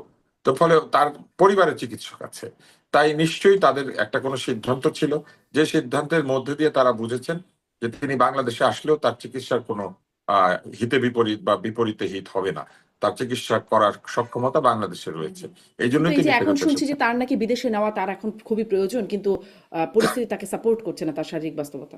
না, বিদেশে নিয়ে যাওয়া প্রয়োজনীয়তার বিষয়টি হয়তো ফলো আপের জন্য থাকতে পারে, কিন্তু আমরা এটা শুনি না এর আগে যে তাকে বিদেশে নিয়ে যাওয়ার জন্য আবার দরকারি হয়ে উঠেছিল। কেননা যদি বিদেশে যাওয়ার মতো অসুস্থ তিনি থাকতেন, তাহলে তো এই সম্প্রতি সশস্ত্র বাহিনী দিবসে তিনি সবার সঙ্গে মিলিত হতেন না, ওইখানে সবার সঙ্গে হাত মিলিয়েছেন, কথা বলেছেন। আমরা দেখলাম প্রধান উপদেষ্টা, আমাদের সেনাবাহিনীর প্রধান সহ গুরুত্বপূর্ণ ব্যক্তিরা সেখানে গিয়েছেন, এমনকি বিভিন্ন রাজনৈতিক দলের নেতৃবৃন্দ তার সঙ্গে সেখানে সাক্ষাৎ করেছেন এবং তিনি আনন্দিত চিত্তে ছিলেন। আমরা দেখেছি তিনি হাসছিলেন, কথা বলছিলেন। আমরা দেখেছি যে আর্থ্রাইটিস তাকে অনেক ক্ষতি করেছে তার, কিন্তু আমরা তার মনোবলের ঘাটতি কিন্তু সেখানে দেখতে পাই না এবং তিনি যথেষ্ট আহ আমি বলবো যে আভিজাত্যের সঙ্গে এই অনুষ্ঠানটিতে হাজির হয়েছিলেন। এমনও হতে পারে যে এই অনুষ্ঠানটি তো শুধু এই প্রথম তিনি যান না, তিনি তো সামরিক বাহিনীর একজন সদস্যের স্ত্রী। ফলে এই অনুষ্ঠানটির সঙ্গে তার হয়তো আবেগও জড়িত ছিল, এই জন্য হয়তো তিনি যেতে চেয়েছেন, আমরা তো জানি না। কিন্তু ডাক্তার হিসেবে অনেকেই সমালোচনা করেছেন যে কেন তাকে নেওয়া হলো, তার মাস্ক কেন সবসময় নাকের উপরে ছিল না। এই বিষয়গুলি এখন বলে আসলে কোনো ক্ষতিবৃদ্ধি হবে না, কোনো ভালো মন্দ কিছু নেই, বরং আমাদের চিন্তা করতে হবে কত ভালো চিকিৎসা দিয়ে তার জীবনকে আরো দীর্ঘায়িত করা সম্ভব এবং তার কষ্ট লাঘব করা সম্ভব। একই সঙ্গে আমি যেটা বলতে চেয়েছি, প্রশ্নটা একবার দুইবার করলে ঠিক ছিল, কিন্তু দেখেন পুরো সোশ্যাল মিডিয়াতে শত্রু মিত্র নির্বিশেষে এমন ভাবে বলছে যেন দয়াহীন মায়াহীন একজন ব্যক্তি মাকে দেখতে আসছেন না। ব্যাপারটা কিন্তু সেরকম না। এত বড় একটা দলের দায়িত্ব নিতে হচ্ছে তাদেরকে, চান বা না চান, পারিবারিক ভাবেই হোক কিংবা নেতৃত্বের উত্তরসূরি হিসেবেই হোক, এই বিষয়গুলি তাদেরকে বিবেচনায় নিতে হচ্ছে। আমাদের উপমহাদেশের রাজনীতির যে গতি প্রকৃতি, তার মধ্যে কিন্তু বহু প্রশ্ন জড়িত থাকে ফিরে আসা, এরকম বহুদিন বিদেশ থেকে ফিরে আসা নেতৃবৃন্দের প্রতি। শুধু উপমহাদেশ কি, আপনি যদি খেয়াল করেন তাহলে দেখবেন এরকম বিদেশ থেকে অন্যান্য দেশে এরকম নেতারা ফেরত এসেছেন। অনেক প্রশ্ন, অনেক সমস্যা, অনেক জটিলতার মধ্যে দিয়ে তাদেরকে যেতে হয়েছে। আমরা মনে হয় ভুলে যাই নাই যে ফিলিপিনে কি হয়েছিল বেনিগনো একুইনো যখন ফিরে এসেছিলেন, কিংবা আমরা ভুলে যাই নাই নির্বাচনী প্রচারণাকালে পাকিস্তানে কি ধরনের দুর্ঘটনা ঘটেছে, আমরা ভুলে যাই নাই ভারতে কি ধরনের দুর্ঘটনা ঘটেছে। ফলে নানান ধরনের বিষয়কে কিন্তু বিবেচনা নিতে হবে, শুধু আবেগ নয়। এখানে নিরাপত্তা রয়েছে, তাহলে কি এইখানে ডাক্তার আব্দুল তুষার এখানে মানে তিনি নির্বাচনের ঘোষণা রয়েছে। হ্যাঁ নির্বাচন যে হবেই সেটা পার্মানেন্টলি ঘোষিত হবে কখন, যখন তফসিল ঘোষিত তফসিল হবে। হবে। জি। উনি যদি ফিরে আসেন এখন, আবার 2 দিন পরে এয়ার অ্যাম্বুলেন্সে তাকে বিদেশে নিতে হয়, তাহলে তো 2 দিনের জন্য তার ফিরে আসা আসলে অযৌক্তিক। নিশ্চয়ই তিনি তখন, আমরা আবার বলবো উনি কেন এয়ার অ্যাম্বুলেন্সে মায়ের সাথে গেলেন না। তাই আমি এটাই বলেছি যে এই সিদ্ধান্ত গ্রহণের বিষয়টিকে প্রশ্ন করলে হবে না। আমরা প্রশ্ন করেছি একবার, ঠিক আছে, যে উনি কেন আসছেন না, 2বার, কিন্তু হুম। আহ তিনি কেন বলছেন না যে উনি কেন ফিরছেন না, এটা তো তাদের ব্যক্তিগত না, বিষয়, এটা তিনি তো আমরা কেন জিজ্ঞেস করতে আসছেন না পারি না। সেই প্রশ্নটার চেয়ে বড় প্রশ্ন এখন মানে উদ্রেক করলেন যখন আসলে তিনি স্ট্যাটাস দিয়ে জানাচ্ছেন যে বিষয়টি স্পর্শকাতর, তার একক উনি বাধ্য সিদ্ধান্তের ব্যাপার হয়েছেন, না। কারণ যেভাবে তাকে সেটাই। সোশ্যাল মিডিয়াতে আক্রমণ করা হচ্ছে, হ্যাঁ। আমাদের সোশ্যাল মিডিয়ার আক্রমণকারী কাউকে বাঁচে না। এরা যাকে খুশি তাকে যে কোনো হুম। ভাষায় আক্রমণ করে। এই জিনিসটা কিন্তু আসলে নিয়ন্ত্রণের বাইরে চলে গিয়েছে একেবারে। হ্যাঁ, এটি আসলে প্রশ্ন যে একক নিয়ন্ত্রণাধীন না, নিয়ন্ত্রণটা আসলে কার কার উপরে, মানে কোথা থেকে নিয়ন্ত্রণ, কারণ নানান রকম। একজন দলের প্রধানের, যেমন আমি আপনাকে বলি, প্রধানমন্ত্রীর যে এদিক সেদিক যাওয়া, এটা কি একক নিয়ন্ত্রণাধীন থাকে? মোটেও থাকে না। তার নিরাপত্তা ঝুঁকি বিবেচনা করা হয়, তাকে আগে গ্রিন সিগন্যাল পাইতে হয়, তার এসএসএফ তার অন্যান্য নিরাপত্তা রক্ষীদের কাছ থেকে গোয়েন্দার গ্রিন সিগন্যাল পাইতে হয়, তারপরে প্রধানমন্ত্রী এক জায়গা থেকে আরেক জায়গায় মুভ করে বাংলাদেশে, বা বিশিষ্ট কোনো ব্যক্তি যারা টপ সিকিউরিটি পান। তো উনি তো সেই অংশে বাংলাদেশের একটি বৃহৎ দলের নেতা হিসেবে ওই অংশে খুব একটা কম সিকিউরিটি পাওয়ার কথা না। ফলে উনি কোথায় যাবেন যাবেন না, নিশ্চয়ই এটার বিষয়ে বহু মানুষের বহু জায়গা থেকে তথ্য নেওয়া, তারপরে যাওয়া উচিত কি উচিত নয়, কখন তিনি জি জি। পৌঁছাবেন, এইখানে সবকিছু প্রস্তুত আছে কিনা তাকে রিসিভ করার জন্য, এই বিষয়গুলো তো নিশ্চয়ই জানার জি, বিষয় রয়েছে। সেই শুধু প্রস্তুত তো করার একটা দায়িত্ব বর্তমানে একজনের রাষ্ট্র সিদ্ধান্ত ক্ষমতায়। না। তারপরে জি দলীয় লোকেরা এসে ভিড় জমাবেন। উনি জি। যদি কালকে মনে করেন এসেছেন, আপনি কি মনে করেন দলের লোকেরা তাকে ছাড়বে? এই এবার কেয়ারে উনি যাবেন, দেখা যাবে এবার কেয়ারের বাইরে 5,000 লোক দাঁড়িয়ে গিয়েছে তার সাথে হুম হাত হুম মিলানোর জন্য, হুম। এবং চিকিৎসার উপকারের চাইতে অপকার শুরু হবে। ফলে কেন তিনি এই সিদ্ধান্তটা নিচ্ছেন বা কেন তিনি দেরি করেছেন, এটা আসলে তারা জানেন, এবং এককভাবে একটি ঘটনা বা একটি সিদ্ধান্তের উপর কিন্তু জি এটা নির্ভরশীল না। জি। ডক্টর আব্দুল তুষার, আপনাকে ধন্যবাদ। আমি ডক্টর আব্দুল মামুন আপনার কাছ থেকে একটু শুনতে চাই যে মানে তার যে একক সিদ্ধান্তের উপরে না, তার মানে ডক্টর তুষার যেটি বলছেন যে এটি নিশ্চিত করতে হবে তার নিরাপত্তার বিষয়টা থাকতে পারে। সরকারের পক্ষ থেকে আগেও বলা হয়েছে, প্রেস সচিব আবারও তিনিও বলছেন আবার যে সরকারের পক্ষ থেকে তার নিরাপত্তা দেওয়া আছে, মানে এটি তার সরকারের নিরাপত্তায় সরকারের পক্ষ থেকে কোনো বাধা নাই এবং নিরাপত্তা নিশ্চিত করা হবে, এই বিষয়টা আগেও শুনেছি। তার জন্য বুলেট প্রুফ গাড়িও কেনা হলো। কোথায় আসলে ত্রুটি দেখে নিরাপত্তার বিষয়টি যদি থাকে, কারণ বিএনপি নেতা নেত্রীরা একাধিকবার তাদের সাথে কথা বলে এটি আসলে আমরা বুঝেছি যে তারা আসলে নিরাপত্তা সংকট আছে। এমন কি কোনো নিরাপত্তা সংকট থাকে যেটি আসলে সরকার তার ব্যবস্থাপনার মধ্যে নিশ্চিত করতে পারে না, নাকি সরকারই চায় না? দেখো, জিয়া পরিবারের একটা ট্রমা কিন্তু আছে এবং যেটি খুবই দুঃখজনক, এবং আনডাউটেডলি বাংলাদেশের রাজনীতির ইতিহাসে সবচেয়ে সফল রাষ্ট্রনায়ক এখনো যদি ধরা যায়, আমি খালেদা জিয়াকে নিয়েই বলছি, তাহলে প্রেসিডেন্ট জিয়াউর রহমান। তাকে কিন্তু 81 সালের 30শে মে জীবন দিতে হয়েছে বিচ্ছিন্নতাবাদী একটি সামরিক গোষ্ঠীর হাতে।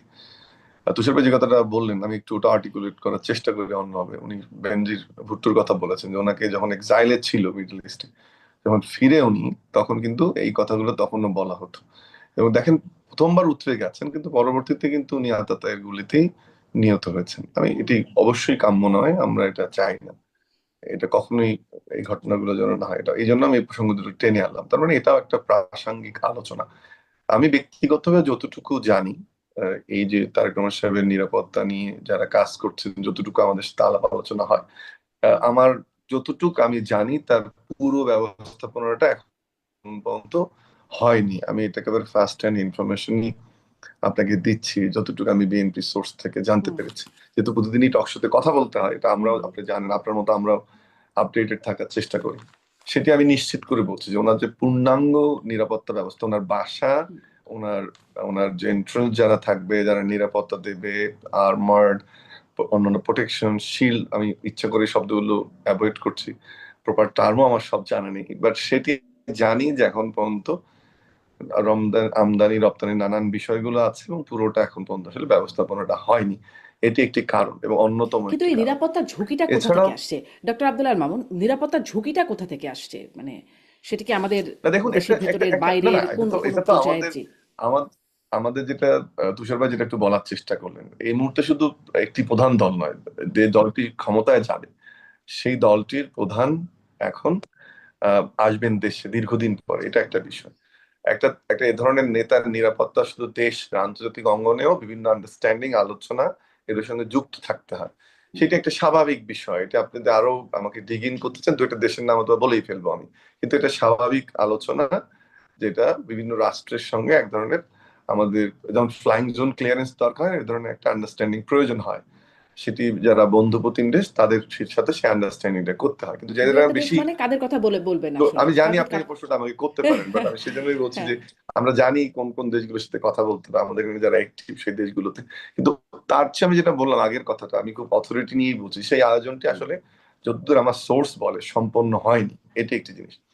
আর একটা হচ্ছে যে আমাদের মতো দেশে যখন রাজনৈতিক নেতৃবৃন্দ, আমি ডিফেন্স স্পেশালিস্ট না, এই গত কয়েকদিন এইসব আলোচনায়, তারেক রহমান হুম সাহেবের কেন্দ্রিক আলোচনায় একটু আর্মিদের, আমার বন্ধু বান্ধব যারা, তাদের সাথে কথা বলার চেষ্টা করেছে, যে একটা মিটিং এ ধরেন উনি নামলেন, সেই ওনার গাড়ির যে প্রোটেকশন, কিন্তু মিটিং থেকে হেঁটে স্টেজে যাওয়া, স্টেজের প্রোটেকশনও নাকি সিকিউর করা যায় এখন, জ্যামার ট্যামার অন্য অন্য কিছু দিয়ে, আমি ঠিক জানি না। কিন্তু এই যে হুম ওয়াকওয়েটা, যে থেকে উনি নেমে হুম গাড়িটা থেকে যাবেন বা একটা স্পটে, যেটা তুষার ভাই বললেন, he articulated well even being a doctor, যে তার একটা নিরাপত্তা ব্যবস্থাপনাটা নানান ভাগে ভাগ থাকে।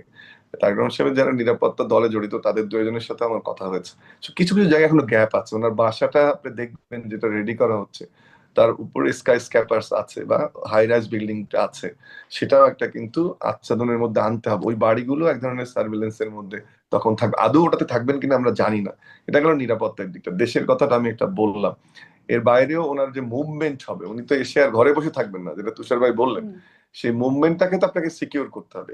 এই ধরনের VVIP or plus plus VVIP, CIP or more, বা রাষ্ট্রীয় পর্যায়ে যারা গুরুত্বপূর্ণ ব্যক্তি, সেটা গুরুত্বপূর্ণ। এখন আপনার আরেকটা প্রশ্নের জবাব আমি ইচ্ছা করে যেতে চাই, যে আপনি যেটা খোঁচাচ্ছিলেন আমাকে, যে কেন এত কনসার্ন আসতেছে বা থ্রেড গুলো কোথায়। এই যে হুম যে সরকারটি উৎখাত হয়েছে, আপনি কি মনে হয়, খুব বেসিক সেন্স, দেশে অস্থিতিশীলতা তৈরি করতে পারলে তাদের একটা সুবিধা হবে। তুষার হুম ভাই যথার্থই বলছেন যে কিছু লোকের অতি মাতামাতি আমরা দেখতে পাচ্ছি। আপনি আমাকে 10 সেকেন্ড একটু অ্যালাউ করুন একটু তুষার জি ভাইয়ের সাথে জি একমত পোষণ করার জন্য। অনলাইনে এখন যেভাবে ক্যারেক্টার অ্যাসাসিনেট করা হচ্ছে মানুষের, হুম অপতথ্য, মিথ্যা, ইনক্লুডিং মি, আমার সার্টিফিকেট বলে দেওয়া হচ্ছে যে আমি সার্টিফিকেটে আমার সেম ক্লাস পেয়েছি, বা বলা হচ্ছে আমি অমুক দলে স্বাক্ষর করেছি, আমি স্বাক্ষরটা এইভাবে করে এটাকে উল্টো ঘুরাই দেওয়া হচ্ছে, আমাকে বলেছে আমি ডাক্তারি পাশ করি নাই। আপনি ডাক্তারি পাশ করেন। এটা রেগুলার হচ্ছে। আমরা যারা যখনই কথা বলছি কোন একটি দলের বিপক্ষে যাচ্ছে, যেমন আমার নিজেরই মার্কশিট, আমার রোল ভুল করে ইয়েলো চিহ্ন দিয়ে আমাকে সাইন করে ব্লুতে স্বাক্ষর করেছে, দেখানো হয়েছে। আসলে আমি স্বাক্ষরটা করি এভাবে, আমার স্বাক্ষরটা এসছে এভাবে, কিন্তু ওইটা তো আর যারা অনলাইনে দেখছেন তারা তো আর দেখছেন না, বিকজ এটা হুম এডিটেড কোনো ভার্সন না যারা আসছে। এই জায়গাটা খুবই দুঃখজনক। আমরা জুলাই আন্দোলনে আমি ঢাকা বিশ্ববিদ্যালয়ের 10 জন শিক্ষককে heroes of July revolution award দিয়েছিল, তাদের মধ্যে আমি একজন। কিন্তু এইরকম জুলাই আমি অনলাইনে দেখতে চাইনি আসলে। যে কথা বলার স্বাধীনতা মানে আপনি কারোর ক্যারেক্টার অ্যাসাসিনেট করবেন বা আপনি কাউকে ছোট করবেন, একদম যে ভাষায় গালি দেওয়া হচ্ছে। তুষার ভাইয়ের মধ্যে কোনো একটা প্রোগ্রাম আমি দেখলাম, he is very much correct. আমি ওনার ওনার কোথায় সমালোচনা, ওর ব্যক্তিগত ইস্যু ওটাতে যেতে চাই না। উনি একটা কথা আমার ভালো লেগেছে, যে ভাষায় গালি দেওয়া হচ্ছে অনলাইনে, আমরা তো এই ভাষাটা, আমি ঢাকা বিশ্ববিদ্যালয়ের শিক্ষক হিসেবে তো বটেই, শিক্ষার্থী হিসেবে কল্পনা করিনি যে এই ভাষাটা কোনোদিন লিখবে কেউ, এই শব্দটা কেউ কোনোদিন লিখবে, কেউ কোনোদিন পোস্ট করবে। এটা অত্যন্ত কুরুচিকর, অরুচিপূর্ণ। আমি জানি না কোন ভাষায় সুন্দর করে বলবো, বাট কোনোভাবেই গ্রহণযোগ্য নয়। এবং আমাদের এই ম্যাক্সিমাম লেখাগুলো আমরা জানি না তরুণরা, যুবকরা কে কারা লিখছে, কারণ বট আইডি নামে একটা নতুন শব্দের আমদানি হয়েছে। কিন্তু অত্যন্ত দুঃখজনক যে যে ভাষাগুলো অনলাইনে ব্যবহার করা হচ্ছে, অথবা বন্ধু বান্ধবদের মধ্যেও সেই ভাষাগুলো আমরা সচেতন ভাবে খুব কম ব্যবহার করেছি। আপনিও, আমরা কন্টেম্পোরারি হব সম্ভবত, বা আপনি আমাদের মধ্যে একটু জুনিয়র হবেন, বাট এটা কল্পনাও করা যায়নি যে ভাষাগুলো কি হবে। এবং তারই আমি কিন্তু আসলে এই ঘটনাগুলো, প্রশ্নটা করছিলাম, মানে এটা এই প্রসঙ্গের বাইরে তো বলবো, আমি এই যাব, প্রশ্নটা আমি আমি আবার একজন তরুণ যিনি মানে ঢাকা বিশ্ববিদ্যালয়ের কেন্দ্রীয় সংসদ নির্বাচনে তিনি নির্বাচিত হয়েছেন, তাকে আমি জিজ্ঞাসা করছিলাম যে এত কেন গালাগালি হচ্ছে এই সময়।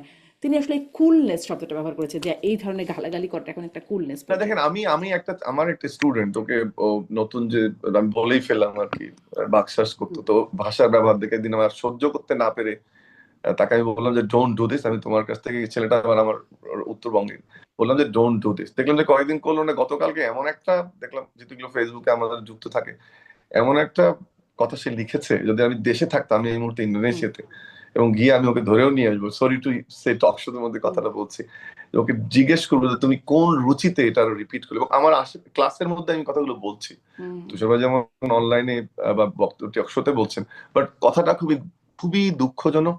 এবং এটা আমরা একটা সোশ্যালিতে কথা বলি যে সোশ্যালাইজেশন, নানান এজেন্ট থাকে, মিডিয়া সোশ্যালাইজেশন একটা এজেন্ট, অর্থাৎ এরা শেখায় যে কিভাবে ব্যবহার করতে হবে। Unfortunately it's a sad socialisation, যেটা কোনো এক্সপেক্টেড না। আমি ঘুরে যাই আপনার ওই কথাটার মধ্যে, যে যারা অস্থিতিশীল করতে চাচ্ছে তারাও কিন্তু এই তারেক রহমান সাহেবের ঘটনাতে প্রভোগ করছে, যে উনি কেন আসেন না, আসা উচিত নানান ভাবে। আমি তো জানি না, এবং তারা তো দেশকে অস্থিতিশীল করতে চাইবে। এখন তাদের এইসব বক্তব্যে, অনলাইন লেখনীতে আপনি যদি প্রভোক্ট, আমি কিন্তু তারেক রহমান সাহেবের জায়গায় হলে, উনি যে শব্দটা নিয়ে আজকে টানাটানিটা হচ্ছে, আমি এটা লিখতাম না। আমি তুষার ভাই বা আমার যে জায়গাটা, আমি ওই জায়গায় থাকতাম, যে আমি জানি আমি কেন যাচ্ছি না, ইউ ক্যান রাইট। বাট উনি যেহেতু একটা বড় রাজনৈতিক দলের প্রধান, ওনার ভিউটা ডিফারেন্ট, উনি সেটা দিয়েছেন। কিন্তু এইসব অনলাইনে বকা ঝকা বা অনলাইনে ক্যারেক্টার অ্যাসাসিনেট করার কারণে, মায়ের দরদ সমালোচনা করার কারণে উনি দেশে আসবেন, এটা আমি ব্যক্তিগতভাবে চাই না। বরং উনি অ্যাসেস করবেন ওনার সিচুয়েশন, এবং যারা হয়তো বা কেউ এটার মাধ্যমে সুযোগ নিতে চাচ্ছে, তাদেরকে সেই সুযোগটা উনি নিশ্চিত দিবেন না। একজন প্রজ্ঞাবান রাজনীতিবিদ হিসেবে, দেশ নেতা হিসেবে উনি সঠিক সিদ্ধান্ত নেবেন বলে আমি আশা করি। নিশ্চয়ই ডক্টর মামুন, আপনাকে ধন্যবাদ। আমি একটু মূল প্রসঙ্গে যাবার আগে একটু ডক্টর আব্দুল নূর তুষার, এটি আপনার কাছ থেকে খুব সংক্ষেপে আপনিও যদি একটু বলেন যে এই যে ক্যারেক্টার অ্যাসাসিনেশন, বিএনপির মহাসচিব মির্জা ফখরুল ইসলাম আলমগীরও বলছেন যে সামাজিক যোগাযোগ মাধ্যমে একরকম মবই চলছে। আপনি তো নিজেই বললেন যে আপনি নিজেও তার শিকার। ব্যক্তি তার চাইতে অনেক বেশি কম বয়সী, এবং বাংলা ভাষায় এই শব্দটাকে এইভাবে ব্যবহার করা হয়। একটা বাগধারা তাদের কাছে অপমানজনক মনে হয়, কারণ তারা জানে যে তাদের বয়স কম। এই কারণে বাগধারাটাকে তাদের কাছে গালি মনে হচ্ছে, অথচ তারা যে গালি দিচ্ছে এটা তাদের কাছে মনে হচ্ছে এটা তাদের ভাষা, এটা প্রতিবাদ, এটা খুল। তো এই বিষয়টি নিয়ে আমি আপত্তি করেছি। আমি বলেছি যে যতক্ষণ পর্যন্ত এই ভাষার বিকৃতি হবে, আমি ভাষার বিকৃতির প্রতিবাদ করবই। যেমন একটি ছেলে, আপনি চিন্তা করেন, অথবা একাধিক ছেলে মেয়ে, তারা এত দূর পড়াশোনা করেছে, বিশ্ববিদ্যালয় পর্যায়ে চলে গিয়েছে, তারা কোনটা বাগধারা এবং কোন বাগধারার কি অর্থ সেটা জানে না। আমি যদি বলি যে আকাশের চাঁদ দেখেছি, মানে কি আমি সত্যি সত্যি একটা চাঁদ দেখেছি? বিবাহের সময় এরা বউকে দেখবে, আয়নাতে বউয়ের মুখ দেখাবে, বলবে আকাশের চাঁদ দেখছি, আসলে চাঁদ দেখে ওখানে? তো কোনটা বাগধারা আর কোনটা সমাস আর কোনটা কারকে বিভক্তি, এটা না জেনে তারা ওইখানে গিয়েছে, বাংলা ভাষা না শিখে।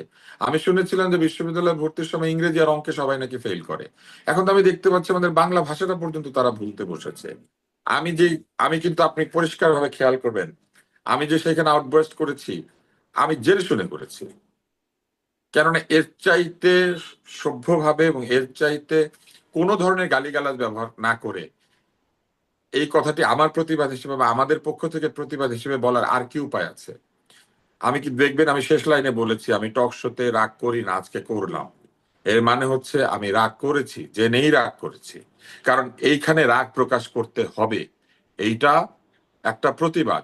আমি একটা মজার জিনিস বলি, যারা এই গালিগালাজগুলি ব্যবহার করে এরা আমি দেখলাম সেদিন জনসভায় বিদ্রোহী কবিতা আবৃত্তি করে। কেন বাবা, ওইখানে তোমরা গালিগালাজ দিতে পারছো না কেন? বিদ্রোহী কবিতা যে আবৃত্তি করছো, নজরুল যে প্রতিবাদ জানিয়েছেন, উনি সেই প্রতিবাদের মধ্যে কোন ভাষা ব্যবহার করেছেন? এটা সেটা কেটে লাল করে দিবেন সেই ভাষা? আমরা যে মুক্তিযুদ্ধ করেছি, আমরা কি সেখানে এইটা সেটা কেটে লাল করে দিব বলে মুক্তিযুদ্ধ করেছিলাম? পাকিস্তানের চাইতে বেশি অত্যাচার কেউ করেছে এই দেশের মানুষের উপরে? আমরা কি সেখানে গালি দিয়েছিলাম পাকিস্তানিদেরকে? না, এরকম আজে বাজে গালি কোনোদিন দেই নাই। বরং আমরা কি করেছি, আমরা প্রকৃত অর্থে সম্মানের সঙ্গে আমরা লড়াই করেছি এবং আমরা যে একটি সম্মানিত জাতি সেটা প্রমাণ করেছি। আপনি আমাকে বলেন, দুর্গমগিরি কান্তার মরু দুস্তর পারাবার হে, এটা প্রতিবাদ না? শিকল পরা ছল মোদের এই শিকল পরা ছল, এটা প্রতিবাদ না? আমি বিদ্রোহীর অনুক্লান্ত, আমি সেই দিন হব শান্ত, যবে উৎপীড়িতের ক্রন্দন রোল আকাশে বাতাসে রনিবে না, ধনিবে না, অত্যাচারীর খড়গ কৃপান ভীম রণভূমে রনিবে না। তো এটা কি, এটা প্রতিবাদ না? এটা নিজের শৌর্য প্রকাশ না? কেন এখন আপনাদের লাল লাল যেগুলো বলেন সেগুলো বক্তৃতায় বলেন, কেন এখন বিদ্রোহী কবিতা আবৃত্তি করতে হয়? কারণ প্রতিবাদের ভাষা আসলে বাংলা ভাষাই, এবং সেই ভাষা আমরা যে ভাষায় কথা বলি সেটাই। সেটা না বলে নতুন ভাষা উদ্ভাবন করে যদি গালিগালাজে যেতে চান, আমাদের চেয়ে বেশি গালিগালাজ কে পারে বলেন শারমিন? আমার সাথে গালি দিয়েও কিন্তু, বা আমাদের মতো যারা আমাদের বয়সে আমাদের সাথে গালি দিয়েও তারা পারবে না। যত গালি আমরা জানি তার অর্ধেকও তারা জানে না।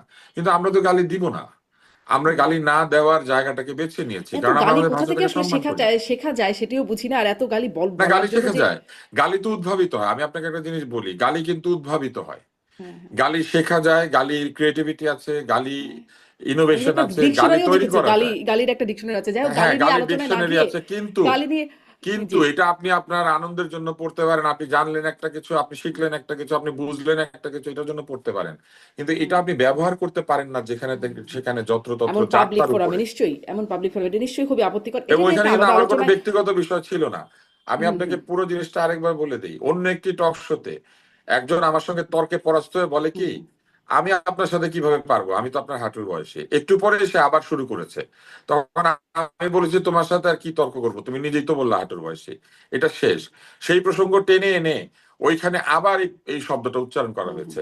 তা আপনি আমাকে বলেন, আমি একটা বাগধারা ব্যবহার করতে পারবো না, যে বাগধারাটার অর্থ ডিকশনারির মধ্যে আছে, হরলাল রায় খুঁজেন হুম আর যে কোনো হুম ব্যাকরণের বই খুঁজেন, আছে, যেটা একটা স্বীকৃত বাগধারা। সেই বাগধারাটা আমি ব্যবহার করতে পারবো না আমার চাইতে বয়সে ছোট কারো প্রতি, কিন্তু আমার বা আমাদের চাইতে বয়সে ছোট তারা আমাদের 14 গোষ্ঠী তুলে গালিগালাজ করতে পারবে। এটা কোন জি। দেশে আছে, কোন আইনে, কোন ভাষায় আছে? এটি নিয়ে অবশ্য একটা আলাদা এবং কথা শুধু বলার তাই না, আমি আপনাকে একটা বলি, আলোচনা করা প্রেস যেতে পারে। উইং এ প্রেস উইং এ চাকরি করে, হুম অতীতে স্পোর্টস রিপোর্টার ছিল, সেরকম একজন হাঁটুর বয়স কম না বেশি এটা নিয়ে গবেষণা করতে শুরু করেছে, সেও জানে না বাগধারার অর্থ কি। আপনি এটা বিশ্বাস করেন? এগুলাকে হুম প্রাতিষ্ঠানিক ভাবে প্রমোট করা হচ্ছে, এইভাবে কথাবার্তা বলা। সে জানে না কোনটা বাগধারার কি অর্থ। জি, মানে এটা নিয়ে একটা আমি সেজন্যই ভাবছিলাম, যে বলছিলাম যে একটা আলাদা আলোচনাই করা যেতে পারে, যে এত গালি কেন আসছে এই মানে সংস্কৃতিটা নতুন করে। এটা তো আসলে খুব পুরাতন সংস্কৃতি, জুলাইয়ের পরেই আমরা আসলে এটা খুব পাবলিকলি বলতে দেখছি। হয়তো গালিগুলো আগেই ছিল, কিন্তু এত পাবলিক ভাবে বলাটা এটা হয়তো একটু কমই ছিল। অন্তত আমি একটু কমই দেখেছি। এটা নিয়ে আলাদা আলোচনা হতে পারে যে কেন হচ্ছে। কিন্তু ওই যে যেই প্রশ্নটা করছিলাম, আসলে কি -2 এর কোনো বিষয় আছে ডক্টর আব্দুল আল মামুন? যেটি হ্যাঁ, যেটি মাইনাস টু। যেটি আমি ডক্টর আব্দুল্লাহ মামুনের কাছ থেকে শুনে আবার ডক্টর টুসু আপনার কাছে আসি, যে এটি তো মানে 5ই আগস্টের পর বারবার শুনেছি, এই সময়েও আবার এই বিষয়টি একটু আলোচনায় আসছে। আসলে কি কোনো আছে এরকম কিছু? আমি আপনাকে একটা জিনিস আমি বলি, আমি আপনাকে একটা জিনিস বলি শুধু, আর তারপরে আমরা মামুনের কাছে আচ্ছা। যাই। সেটি হচ্ছে যে -2 যারা পরিকল্পনা করেছিল তাদের বিরুদ্ধে কিন্তু আগের সরকারও কোনো ব্যবস্থা নেয় নাই, আপনি লক্ষ্য করলে হুম দেখবেন। হুম এবং আগের সরকার -2 যারা কুশীলব, তাদের অনেকে কিন্তু বাংলাদেশে রয়েছেন, অনেকে বিদেশে চলে গিয়েছেন এবং সেখানে ভালো আছেন। -2 প্রক্রিয়াটির কোনো বিরোধিতা করা, -2 প্রক্রিয়াটি যারা করতে চেয়েছিলেন তাদের বিরুদ্ধে কার্যকর কোনো ব্যবস্থা নেওয়া, আমরা সেটা লক্ষ্য করি নাই। বরং -2 একাধিক কুশীলব আমরা দেখেছি সংসদ সদস্য হয়েছেন। -2 প্রক্রিয়াকে যারা হুম সামনের দিকে এগিয়ে নিয়ে গেছিলেন এমন অনেকে রাষ্ট্রীয়ভাবে পুরস্কৃত হয়েছেন, অনেকেই নিরাপদে বিদেশে রয়েছেন। এবং -2 এর বিষয়টি কিনা তেমন কোনো আলোচনাও হয় নাই। এবং এই যে কেন হয় নাই এই প্রসঙ্গটি আসলে আমরা জানতে পারি নাই কখনো। প্রশ্ন করা হয়েছে নানা রকম, কিন্তু বিভিন্ন সেন্সিটিভ কারণে হয়তো এই প্রশ্নের উত্তর কেউ দেয় নাই। ফলে এখনো যদি আপনি চিন্তা করেন এই পুরো রাজনৈতিক প্রক্রিয়ার মধ্যে নির্যাতিত কারা, নির্যাতিত রাজনীতিবিদরাই, এবং যারা রাজনৈতিক দল তারাই বিভিন্ন সময় একজন আরেকজনের উপর নির্যাতন করেছেন, অথবা তাদের কৃতকর্মের কারণে তারা বিভিন্নভাবে আহ এক ধরনের অবস্থার শিকার হয়েছেন। যেমন একটি দল পালিয়ে গিয়েছে, তাদের অনেক লোকজন সহ নেতা নেত্রীরা পালিয়েছেন, দলটা পালায় নাই, দলটা বাংলাদেশে আছে। দলের মানে অধিকাংশ মানুষই তো বাংলাদেশে আছে, পালিয়েছে তো যারা অপরাধ করেছে বলে নিজেরা মনে করেছে বা প্রতিশোধকামিতার শিকার হবে বলে ভেবেছে। কিন্তু আপনি বলেন যারা মাইনাস টুর ফর্মুলা করার চেষ্টা করেছিল তাদের কিচ্ছু হয়েছে? বাংলাদেশে কিচ্ছু হয় নাই। আপনি বলেন তো কারো শাস্তি হয়েছে, কারো বিরুদ্ধে কোনো মামলা হয়েছে, কাউকে কিছু বলা হয়েছে? ফলে মাইনাস টুর প্রক্রিয়া বন্ধ হয়ে গিয়েছে এই কথাটা তো বলা যাবে না। মাইনাস টুর সময় একটি রাজনৈতিক দল গঠন করার একটা প্রক্রিয়া ছিল, আপনার নিশ্চয়ই মনে আছে। আমরা নতুন রাজনৈতিক দল ঘোষণার একটা প্রক্রিয়ার কথা শুনেছিলাম। তো সেই প্রক্রিয়া যারা শুরু করেছিলেন বা যারা তখন সেই প্রক্রিয়ার সঙ্গে যুক্ত ছিলেন, তারা কি এখন বাংলাদেশে নাই? তারাও তো আছেন। ফলে মাইনাস টু হারিয়ে গেছে বা মাইনাস টু পরিকল্পনাটা নাই কোথাও, এটা নিশ্চিত করে নতুন বলা একটি যাবে না। রাজনৈতিক দল বলতে ডক্টর ইউনূসের রাজনৈতিক দলটির কথাই মাইনাস টু বলছেন? প্রক্রিয়া না, ফেরদৌস আহমেদ কোরেশিও একটা করেছিলেন, ওই সময় একটা দল তৈরি করেছিলেন, আপনার নিশ্চয়ই মনে আছে। কোরেশি সাহেব একটা দল করেছিলেন, সেই দলটা তৈরি হয়ে গিয়েছিল। আর ইউনূস সাহেবেরটা তো হয় হয় করতে করতে হয় নাই, কারণ তিনি 2-3টা চিঠিপত্র লিখেছিলেন, তারপরে বিদেশ থেকে ফিরলেই এয়ারপোর্টে সবার সাথে কথা বলতেন, হঠাৎ একদিন এয়ারপোর্টেই বলেছেন উনি এটা করবেন না, ব্যাস সব শেষ হয়ে গেছে। কিন্তু ওই প্রক্রিয়া যারা শুরু করেছিলেন, যারা চেয়েছিলেন, তারা সবাইকে বাংলাদেশ থেকে বের হয়ে চলে গিয়েছেন, তা তো জান নাই। ফলে এটা নিশ্চিত করে বলা যাবে না। তবে আপনি যেটা বারবার জানতে চাচ্ছেন যে কারা এটা করতে পারে, কারা এটা করতে পারে, এই প্রশ্নের উত্তর কিন্তু নাই। তবে অনেকেই যে করতে পারে এই ধারণাটা কিন্তু সুস্পষ্ট, কেননা আহ এইখানে কিন্তু এক ধরনের অস্থিতিশীলতা তৈরি করার একটা প্রক্রিয়া আমরা লক্ষ্য করছি। এবং শুধু তাই না, বহু রাজনৈতিক দল আছে, ছোট ছোট রাজনৈতিক দল, যারা মনে করে যে নির্বাচনটা পিছিয়ে গেলে তাদের জন্য তাদের হৃত গৌরব পুনরুদ্ধার করা, অথবা তারা যে উল্টাপাল্টা কাণ্ড কারখানা করেছেন সেই কাণ্ড কারখানার জন্য ভোট কমে গিয়েছে সেটা হয়তো পাওয়া যাবে, অথবা তাদের বিরুদ্ধে যারা আছেন তাদেরকে পুরোপুরি নিষিদ্ধ করা যাবে। অর্থাৎ বিভিন্ন রাজনৈতিক দলেরও বিভিন্ন এজেন্ডা আছে, যেটা নির্বাচন পিছিয়ে গেলে এটা সহজ হয়ে যায়। ফলে নির্বাচন পেছানোর জন্য তারা ডক্টর কি তুষার, করবেন এবং কি করবেন না আমরা তো সেটা জানি না।